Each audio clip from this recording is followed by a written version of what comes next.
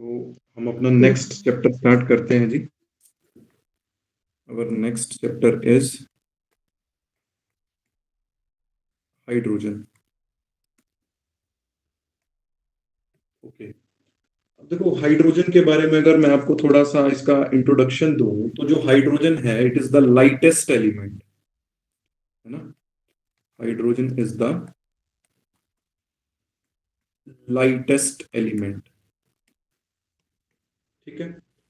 अब अगर इसकी इलेक्ट्रॉनिक कॉन्फ़िगरेशन की बात करता हूं, है ना, तो आपको पता है कि जो हाइड्रोजन होता है उसका जो एटॉमिक नंबर होता है वो कितना होता है जी, 1 होता है ना। तो हाइड्रोजन की इलेक्ट्रॉनिक कॉन्फ़िगरेशन क्या आ जाएगी मेरे पास, 1s1, ठीक है। And hydrogen is the first element of the periodic table, ठीक है। और जो इसकी पोजीशन है पीरियोडिक टेबल में, इट इज एनोमेलस। एनोमेलस का मतलब क्या हो गया कि फिक्स नहीं है, ठीक है। हाइड्रोजन की जो पोजीशन पीरियोडिक टेबल में है वो आज भी फिक्स नहीं है। क्यों? क्योंकि जो हाइड्रोजन होता है ये ग्रुप 1 जो कि एल्कली मेटल्स का होता है उसके साथ भी रिजेंबलेंस शो करता है, सिमिलरिटी शो करता है। जबकि जो ग्रुप 17 है पीरियोडिक टेबल का जिसको हम हेलोजेंस बोलते हैं, ये उनके साथ भी रिजेंबलेंस शो करता है। रिजेंबलेंस मतलब सिमिलरिटीज, ठीक है। तो मतलब अभी तक इसकी पोजीशन जो है वो फिक्स नहीं है पीरियोडिक टेबल में, है ना। तो ना हम इसको मतलब ग्रुप 1 के साथ कंसीडर करते हैं, ना ही ग्रुप 17 के साथ कंसीडर करते हैं। इसकी प्रॉपर्टीज को हम अलग तरीके से पढ़ते हैं एक अलग चैप्टर में, ठीक है जी। इतनी बात आपको क्लियर हुई? यस और नो? Yes sir. तो जो ये वर्ड है hydrogen, it was proposed by Lavoisier, है ना। जो हाइड्रोजन वर्ड है ये किसने दिया, ये दिया साइंटिस्ट लेवोसियर ने। क्यों इसको हाइड्रोजन बोला?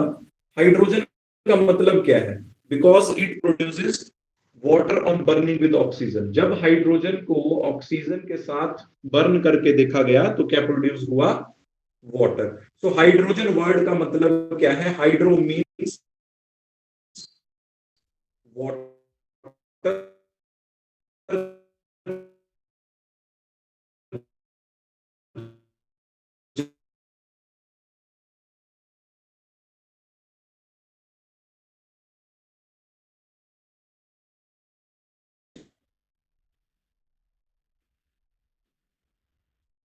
मैं क्या बोल रहा हूँ जी कि जो हाइड्रोजन है वो एटॉमिक फॉर्म में भी एग्जिस्ट करता है और मॉलिक्यूलर फॉर्म में भी एग्जिस्ट करता है, ठीक है। एटॉमिक फॉर्म का मतलब हो गया जैसे अकेला हाइड्रोजन एटम हो गया, दिस इज एटॉमिक फॉर्म। और अगर मॉलिक्यूलर फॉर्म की बात करता हूं तो मॉलिक्यूलर फॉर्म में ये H2 की फॉर्म में एग्जिस्ट करता है, ठीक है। तो हाइड्रोजन जो है it is most reactive in atomic form and it is less reactive in molecular form due to high bond dissociation energy. क्योंकि देखो यहाँ पर ये जो हाइड्रोजन हाइड्रोजन जब दो हाइड्रोजन जुड़ेंगे इस तरीके से, तो यहाँ पर इस हाइड्रोजन की कन्फिग्रेशन 1s1 हो गई, इसकी कन्फिग्रेशन 1s1 हो गई। तो यहाँ पर बॉन्ड को तोड़ने के लिए एनर्जी सबसे पहले देनी पड़ेगी, ठीक है। क्योंकि ये 1s के एटॉमिक ऑर्बिटल के ओवरलैप से H2 का मॉलिक्यूल बना है। रिएक्टिविटी की बात तो बाद में आएगी, पहले बॉन्ड टूटेगा तब ये रिएक्ट करेगा, है ना। तो इनिशियली जो H2 मॉलिक्यूलर स्टेट में है उसको तोड़ने के लिए इनिशियली एनर्जी की आवश्यकता होती है। So that's why hydrogen in molecular state is less reactive than hydrogen in atomic state या एटॉमिक फॉर्म। क्या आपको ये बात क्लियर हुई? यस और नो?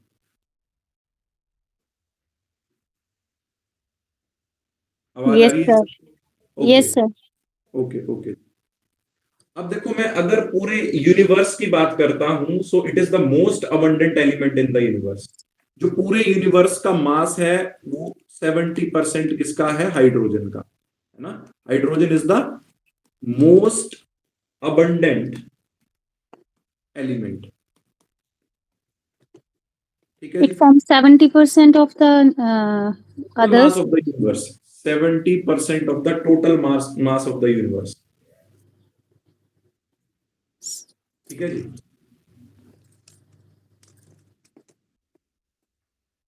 अब देखो, अगर मैं बात करता हूं इसकी अबंडेंस की, तो सबसे ज्यादा अबंडेंस मैंने आपको 70% टोटल मास यूनिवर्स बता दिया, वो हाइड्रोजन का बना हुआ है। इसके बाद इसकी अबंडेंस जो है, सेकंड अबंडेंस की बात करता हूं, तो वो सन में है। ठीक है जी। और अगर थर्ड अबंडेंस की बात करता हूं, तो वो हमारी अर्थ में है। क्या कोई बात क्लियर हो गई? जो सन का एटमोस्फियर है उसमें भी जो हाइड्रोजन होती है वो एटॉमिक फॉर्म में पाई जाती है।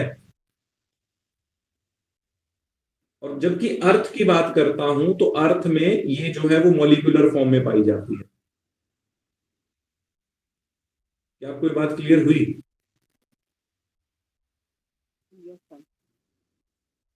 अगर मैं इसकी अबंडेंस की बात अर्थ के ऊपर करता हूं particularly, so it is the ninth element on earth in order of abundance. अगर पूरे यूनिवर्स की बात की मैंने, तो it is the most abundant element in the universe. ठीक है। अब अगर पर्टिकुलरली मैं अर्थ की ही बात कर रहा हूं, then it is the ninth element on earth in order of abundance. क्या आपको ये बात क्लियर हुई? यस और नो? Yes, sir. ओके। तो ये इसका बेसिक सा इंट्रोडक्शन था। आई थिंक ये सब आपको पता भी होगा पहले से, बट मैंने आपको फिर भी ये सारी चीजें बता दी। अब मैं इसकी बात करता हूं इसकी रिजेम्बलेंस की, है ना। तो फर्स्ट हम इसमें देखेंगे कि जो हाइड्रोजन की रिजेम्बलेंस है किसके साथ, एल्कली मेटल के साथ। So resemblance with alkali metal.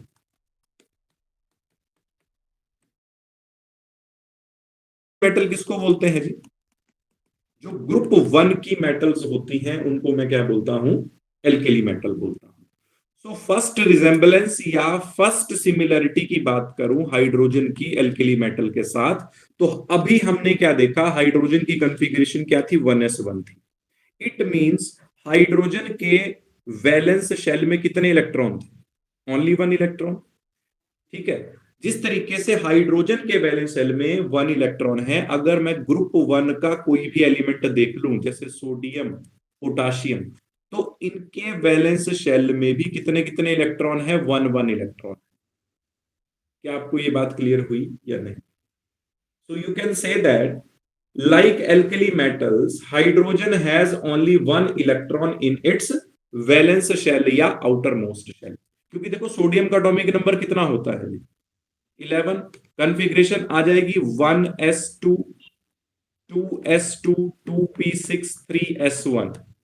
और ये जो 3s1 लिखा मैंने, it is the outer most shell of this sodium and it contains 1 electron.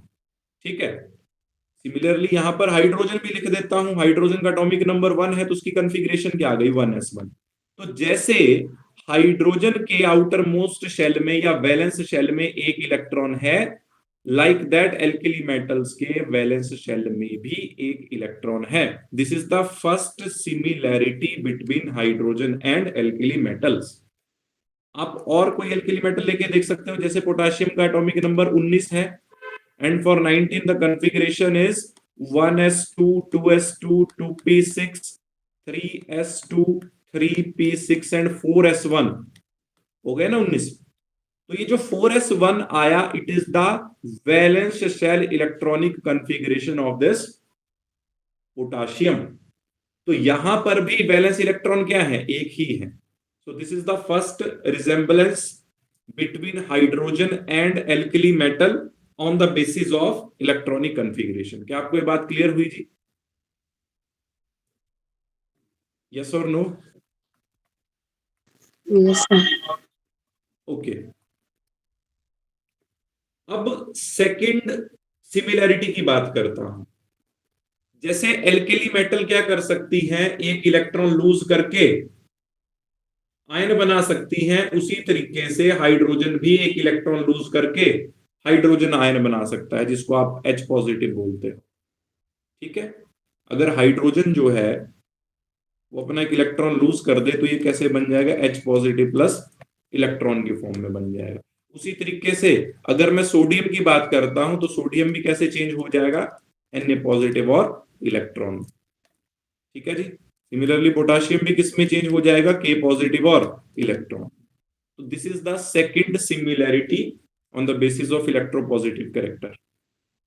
ठीक है, कि हाइड्रोजन जो है वो अपना एक इलेक्ट्रॉन लूज करके केटायन बना सकता है, उसी तरीके से एल्केली मेटल भी अपना एक एक इलेक्ट्रॉन लूज करके क्या बना सकते हैं, अपना केटायन बना सकते हैं।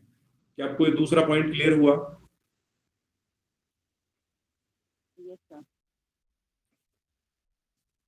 यस और नो? Yes. ओके। अगर थर्ड पॉइंट की बात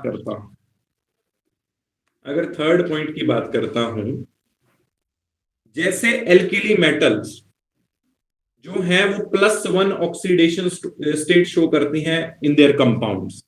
in the similar way hydrogen also shows +1 oxidation state.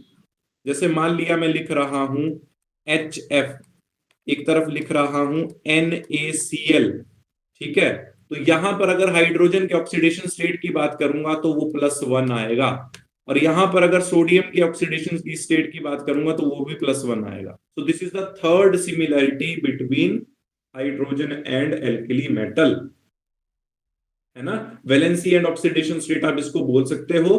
जैसे एल्कली मेटल जो है अपने कंपाउंड में +1 ऑक्सीडेशन स्टेट शो करती है, in the similar way hydrogen also shows +1 oxidation state in their compounds. क्या आपको ये बात क्लियर हो गई?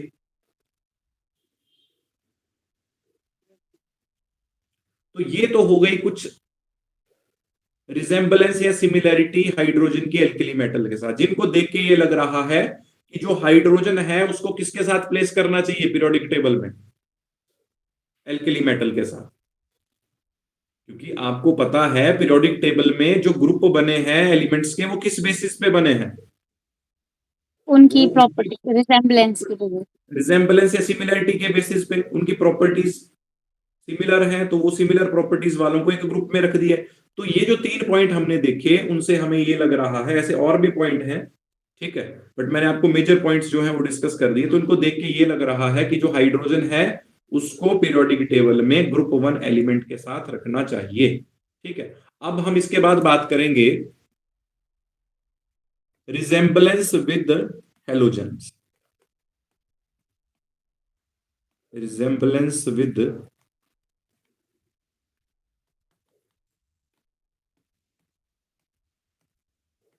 हेलोजेंस। अब कुछ सिमिलैरिटीज है हेलोजन के साथ भी इसकी देख लेता हूं, हाइड्रोजन की। ओके, तो फर्स्ट रिजेंबलेंस हेलोजन के साथ क्या है, जैसे जितनी भी हेलोजेंस हैं मेरे पास, फ्लोरीन, क्लोरीन, ब्रोमीन, आयोडीन, जो कि ग्रुप 17 पीरियोडिक टेबल से बिलोंग करती हैं, जनरली वो क्या है, सारी की सारी नॉन मेटल्स हैं। और हाइड्रोजन भी क्या है, हाइड्रोजन भी एक नॉन मेटल है। तो फर्स्ट रिजेंबलेंस ये हो गई non metallic character. Hydrogen is a non metal like halogens, है ना। तो आप यहां पर लिख सकते हो फर्स्ट रिजेंबलेंस क्या हो गई, hydrogen is non metal like halogens.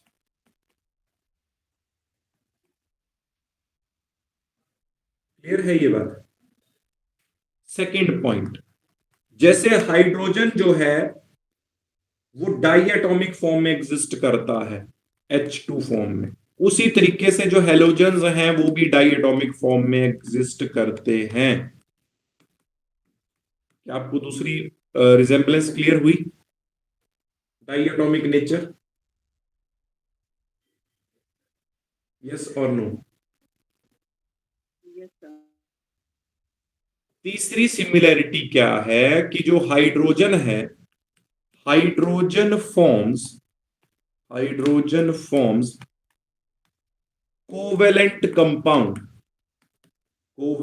Compounds similar to halogen,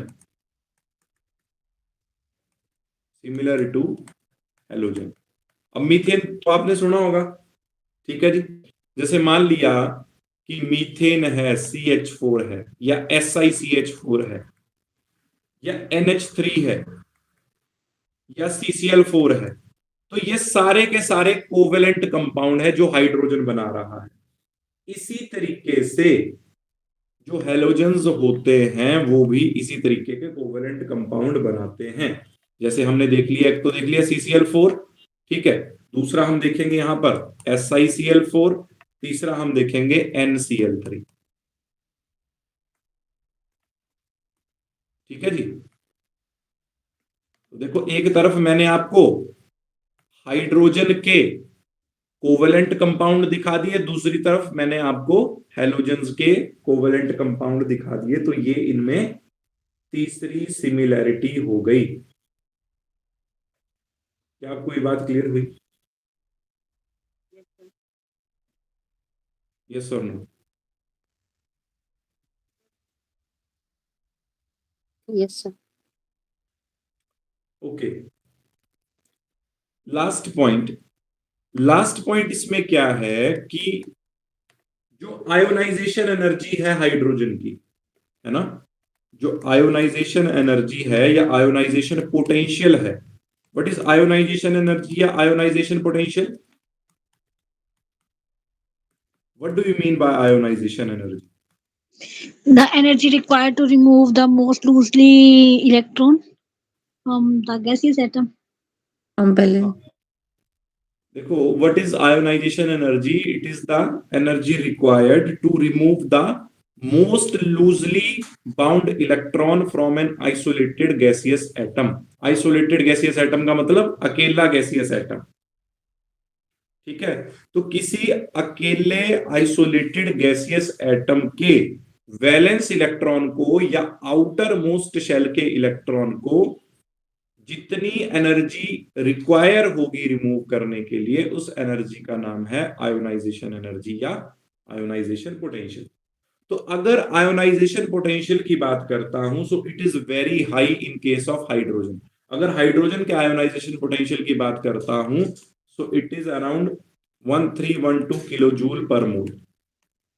मतलब अगर हाइड्रोजन से इलेक्ट्रॉन को रिमूव करना है तो इतनी एनर्जी जो है वो क्या होगी, रिक्वायर्ड होगी। So it is something similar to halogens. ठीक है, उनमें 1500, 1600, 1700 इसके आसपास होती है। ठीक है, और आपने एक चीज ये देखी है कि जो ग्रुप 1 है, अभी हमने जिसके बारे में बात की, डिस्कशन की, जिसको हमने एल्केली मेटल बोला, उसमें सारी क्या है, मेटल्स हैं। ठीक है, और मेटल से इलेक्ट्रॉन निकालना आसान है, because metals are electropositive. Metal has tendency to lose electron. तो वहां पर अगर आयोनाइजेशन पोटेंशियल की बात करूंगा तो एल्केली मेटल के केस में आयोनाइजेशन पोटेंशियल कम रहता है, वहां से इलेक्ट्रॉन निकालने के लिए जो अमाउंट ऑफ एनर्जी रिक्वायर्ड होती है इट इज लेस। ठीक है, तो अभी तक तो हमने सिर्फ और सिर्फ रिजेंबलेंस देखी। क्या आपको ये रिजेंबलेंस क्लियर हुई? यस और नो? पहली रिजेंबलेंस हमने ये देख ली थी एल्केली मेटल के साथ, और दूसरी हमने रिजेंबलेंस देख ली हैलोजेंस के साथ। इसको हम सिमिलैरिटी बोल सकते हैं। अब बात करूंगा मैं इसमें इनकी डिसिमिलैरिटीज की, है ना, ठीक है, या डिफरेंसेस की। तो फर्स्ट मैं इसमें देखूंगा differences with alkali metal. So our next topic is differences with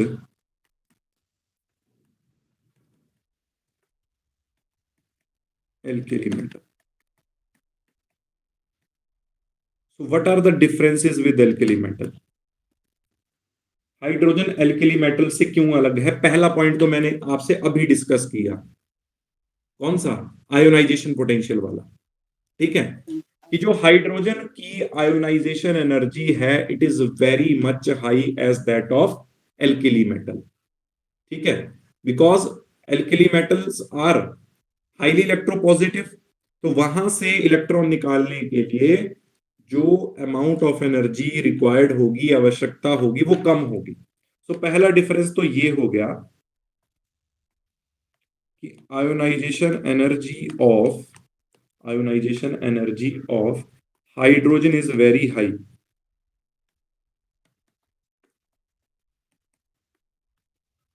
with respect to alkali metal. With respect to alkali metals. पहला डिफरेंस। दूसरे डिफरेंस की बात करता हूं।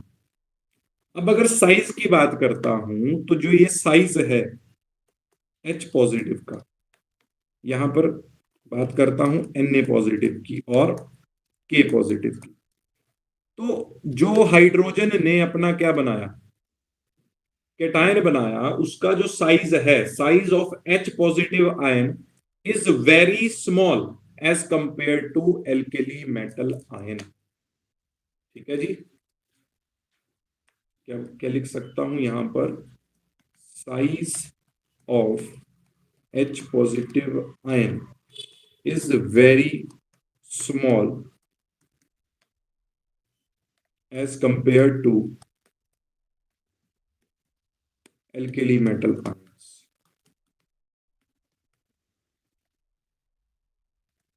क्लियर है इतनी बात?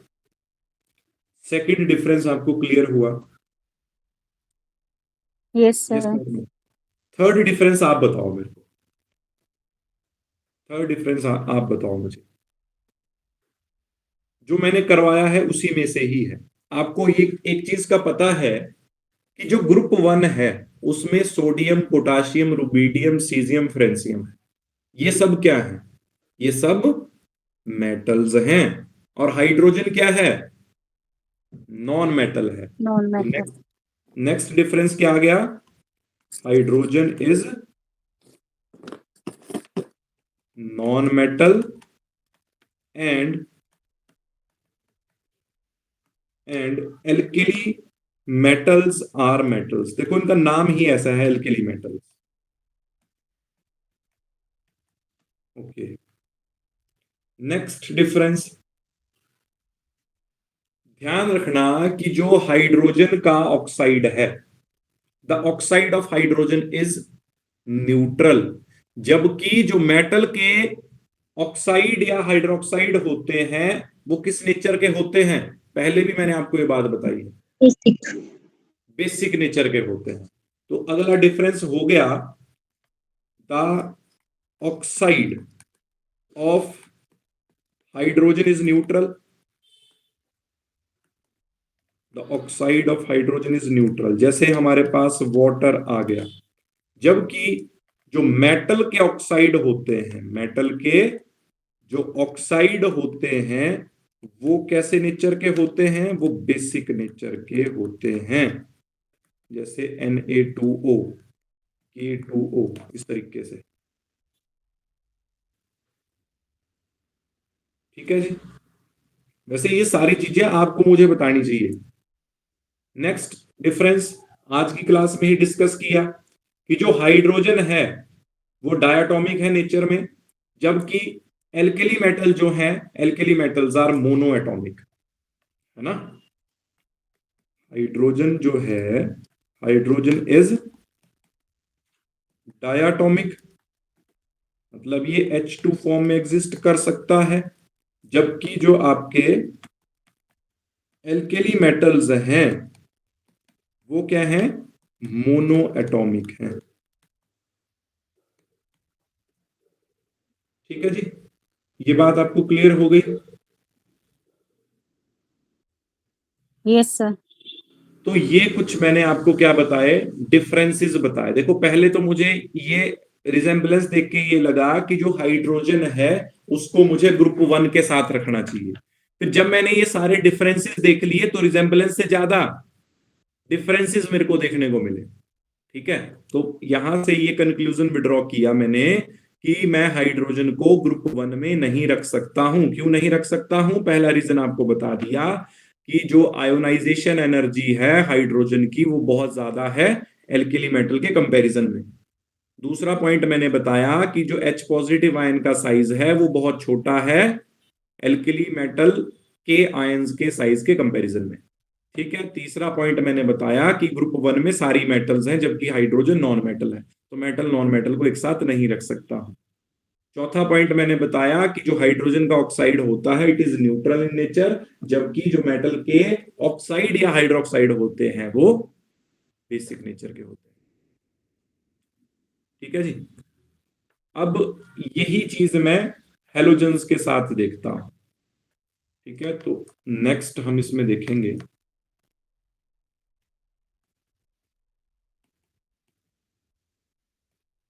Differences with halogens. सिमिलैरिटीज तो हमने देख ली, अब हम डिफरेंसेस देखेंगे हेलोजन्स के साथ, किसके? हाइड्रोजन के।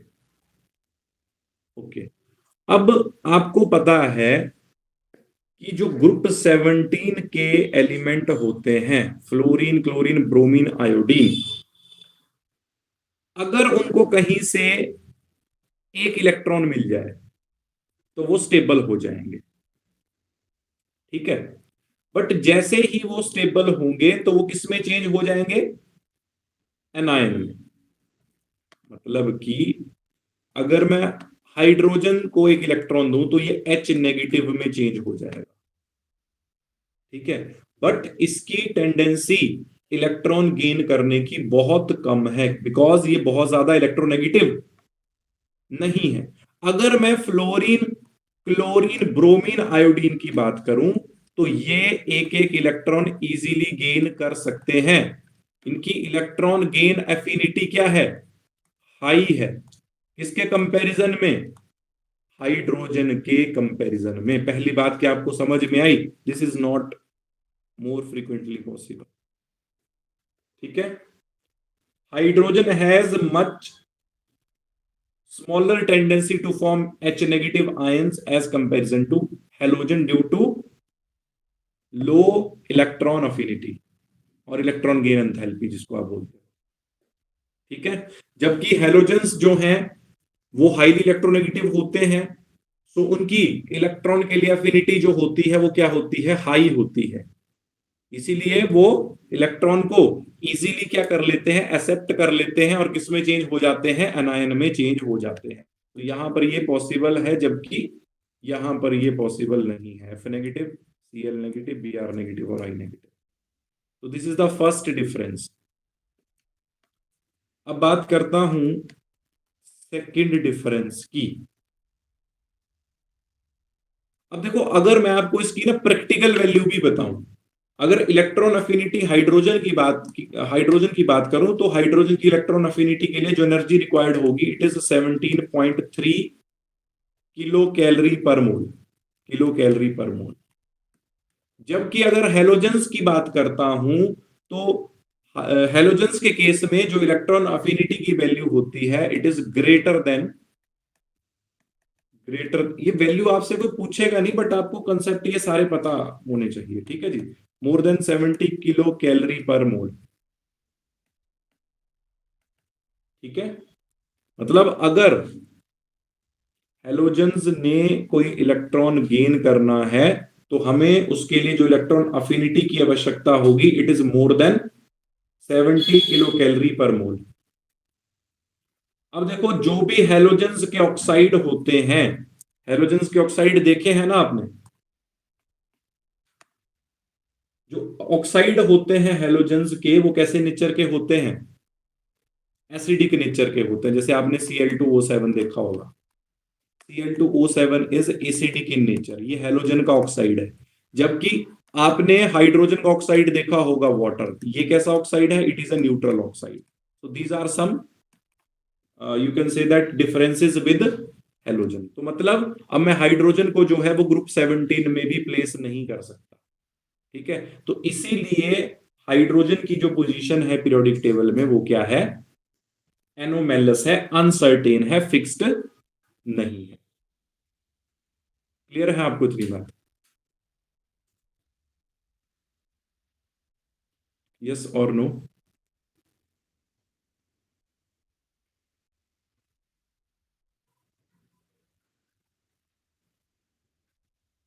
सबको यहां तक क्लियर है जी? Yes, sir. ओके, अब नेक्स्ट मैं इसमें बात करता हूं आइसोटोप्स ऑफ हाइड्रोजन की।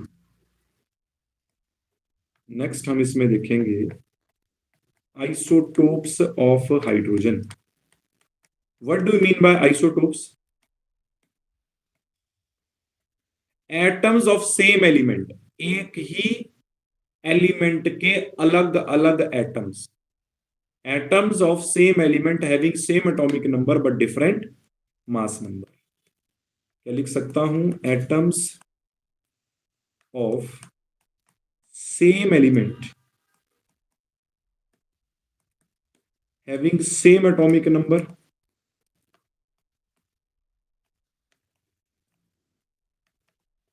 but different mass number, but different mass number। Okay, अब देखो हाइड्रोजन के कितने आइसोटोप होते हैं मेरे पास? हाइड्रोजन के मेरे पास कितने आइसोटोप होते हैं जी? हाइड्रोजन के आइसोटोप होते हैं मेरे पास 3। कितने आइसोटोप होते हैं? 3 आइसोटोप होते हैं। कौन कौन से? एक होता है प्रोटियम, प्रोटियम को मैं बोलता हूं it is the most abundant isotope of hydrogen and most stable. ठीक है, तो उसको लिखने का तरीका इस तरीके से। उसके बाद आता है ड्यूटेरियम, इसको कैसे लिखता हूं मैं? जिसको मैं इस तरीके से लिखता हूं 1H2। और जो लास्ट आइसोटोप होता है इसका radio active, that is tritium, उसको लिखने का तरीका 1H3 इस तरीके से। Okay, so it is the tritium is the radioactive isotope of hydrogen which is unstable। ठीक है, अब मोस्ट इंपॉर्टेंट बात देखो, आपको ये बात पहले से पता है कि जो ये लिखा जाता है, मान लिया कि मेरे पास कोई एलिमेंट है X, ठीक है, वो X कुछ भी हो सकता है, हाइड्रोजन, हीलियम, कुछ भी, है ना। तो अगर X किसी एलिमेंट का सिंबल है तो उसके यहां पर पाँव में मैं Z लिखता हूं, Z मीन्स उसका एटॉमिक नंबर, और ऊपर लिखता हूं A मीन्स उसका मास नंबर। ठीक है, this is mass number and this is atomic number. अब अगर मेरे को नंबर ऑफ न्यूट्रॉन्स निकालने हैं, नंबर ऑफ न्यूट्रॉन्स, तो वो कैसे निकलते हैं जी? Mass number minus atomic number. तो मास नंबर कितना है यहाँ पे? 1 - 1, तो मतलब 0। मतलब जो प्रोटियम हाइड्रोजन का आइसोटोप है उसमें कोई भी न्यूट्रॉन नहीं है। और जो सेकंड आइसोटोप है हाइड्रोजन का, दैट इज ड्यूटेरियम, उसको मैं हैवी हाइड्रोजन भी बोलता हूं। It is also known as heavy hydrogen, इसको हैवी हाइड्रोजन भी बोलता हूं। ठीक है, एंड इट हैज, 2 में से 1 गया तो कितने न्यूट्रॉन आएंगे? इसमें अगर न्यूट्रॉन की बात करता हूं तो इसमें न्यूट्रॉन आ जाएगा आपके पास 1। ठीक है जी। जबकि मैं ट्रिटियम की बात करता हूं तो उसमें जो न्यूट्रॉन होंगे वो कितने होंगे? वो हो जाएंगे 2। क्या आपको यहां तक क्लियर हो गया जी? यस। बाकी मैं इसमें कल डिस्कस करता हूं, आज के लिए मैं इतना ही करा रहा हूं जी। कोई डाउट है तो आप पूछ सकते हैं, अदरवाइज फिर हम इसको कल कंटिन्यू करते हैं। That's all for today.